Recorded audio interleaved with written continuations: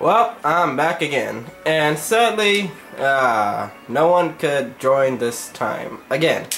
So I'm just gonna have to host a quick campaign and then talk about Fall Cybertron more. Actually, scratch that, we might have a volunteer. And sorry for doing this like on camera, but you know, you just gotta hate those people.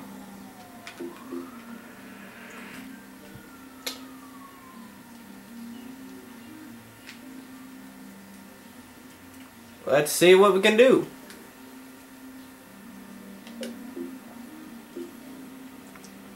Whoops. Yep, that looks like a negative. No. Well, actually, scratch that. Actually, he always plays with those random people, and I have no idea who they are, but it doesn't matter. So, we will be hosting a co-op campaign, and basically talk about Fall Cybertron. You could probably count this as the first walkthrough of War Cybertron, if I ever, like, agree to this crap, because I already beat it on all levels. So, yeah, I don't know. So, while we wait, let's talk about Fall Cybertron. It's just been confirmed that on Hyman Studios' official website of Transformers Fall Cybertron, that there will be up to 16 players and a multiplayer. So that means 8v8. Count it, 8v8. Oh, the epicness of scale have overseeded. And they say they're hiding stuff about multiplayer when literally they're linking it out and not even knowing it. The poor fools. And this doesn't look... Oh wait, there we go. Captain Puffman. Okay. So, Puffman, shall you stay? Huh? How many minutes are we in this? 2 minutes already. God dang it. 2 minutes of waste of time.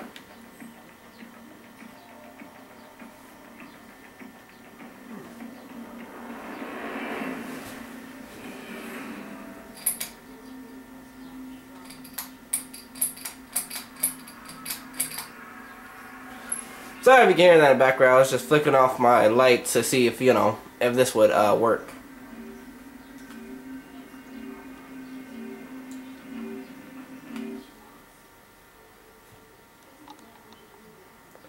And we're 3 minutes in. Let's do this.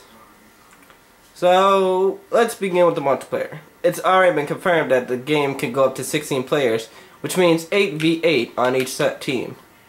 So, now, to the customization. Iacon, the capital city of the Autobots, is crumbling under the onslaught of Megatron and his Decepticons. Rumors have spread of the defeat of Omega Supreme and Autobot leader Zeta Prime. If the Autobots had any hope to band together and repel the enemy, a new hero must emerge.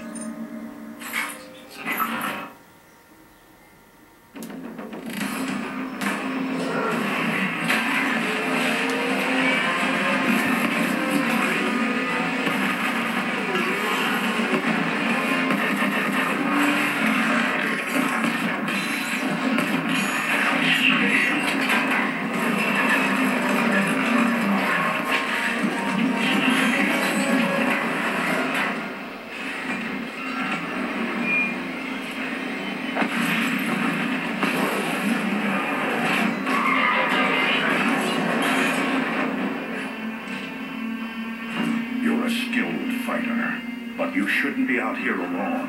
Autobots are no longer safe in Iacon. The Decepticons control the airwaves. The only secure way to communicate is by messenger. I volunteered. Name's Bumblebee. Ratchet, this Autobot needs repairs. Be still. I'll get you fixed up. What? No, there's no time! I need to find the Autobot called Optimus. I have important information for him.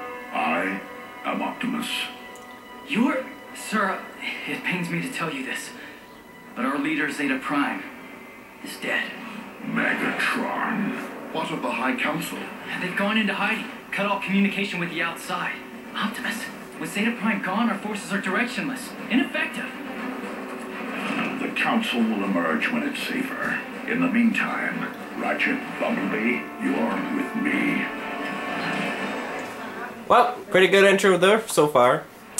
So, as I was saying, I wanted to like just be quiet during the intro since I liked it myself. Now, for the multiplayer, it says up to 16 players, which means, in retrospect summarized, 8v8. In other words, I'm wondering what the multiplayer modes can be like. He knows we are at our weakest with Zeta Prime gone. Megatron can take this city over my twisted, lifeless shell. We prefer no further loss of life, Bumblebee. So, Hyman Studios is probably keeping something a secret, which I am interested in. To any other robots on this frequency, this is Jetfire. Come in. Jetfire. So now, as we officially heard from Hyman Studios, they said, and June 4th, E3, they will be showing Metroplex, which will be a big, literally, day for us all, because showing Metroplex is one thing, showing, like, telling us Metroplex is in the game is one thing, showing him is another. So now, we have a confirmed information of Metroplex and seeable in the game. Now let's talk about gameplay variety. The game seems to have lost, oh my god, what is that kid doing? The gameplay has seemed to change a lot in the control system. Basically, instead of just being on your right hand, it can change to your left hand, and you can change the cover system by crouching on walls or trying to dodge or dash. Seems everyone has a dash ability, even though it's not counted as a dash ability. So basically, if you dash once and hold the dash button, it's basically you can activate some kind of Battlefield 3 sprinting mode, which is pretty good and I'm pretty happy about. And it might add more gameplay variety. Again, lots of new things. They said this has exceeded what we could call this, you know, War of Cybertron. Now let's on to story. Wait a minute. Okay, on the story.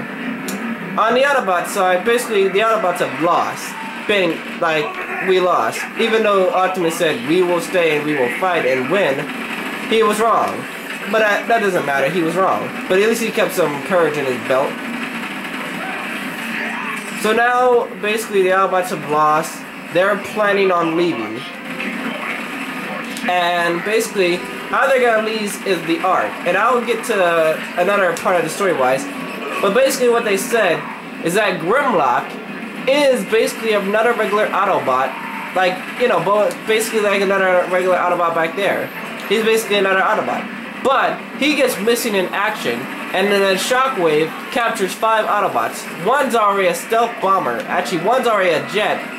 And, in conclusion, Shockwave starts to experiment on them, and then turning them into Autobots. I don't know how long that will take. It'll probably skip timeline, but nonetheless, basically, they get turned into Autobots over time.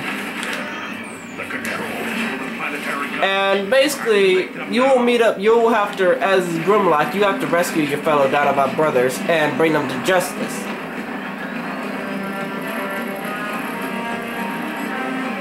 Anyway, we're 8 minutes in. This is pretty good. So basically, the Dinobots are basically Autobots that were just like regular cars, trucks, and planes, but they were experimented and turned into them. The dinosaurs you see now. Now, next we are going to talk about bases of plots. Basically, Transformers Fall of Cybertron is not a prequel, but more of so based off of Transformers Prime, which I have to hate a lot. Sorry, but I just have to hate it. Why? Because Transformers Prime came out just recently, and G1 has been out longer than anything of Transformers. In the original, basically in War of Cybertron, High Moon Studios directly said, this is basically what happened before G1. Yes. Oh man. Okay, if he keeps skipping, I'm gonna have to cut this out and probably host another one, so yeah. Hopefully that doesn't happen. Anyway, so basically, they say that this is based off of Prime, which I have to hate a lot, because they already confirmed on their website that Bumblebee will be muted, which is another piss off to 1,000 fans. I mean, having Bumblebee muted isn't bad. But having him muted for the rest of the generation of Bumblebee is really making a lot of people mad.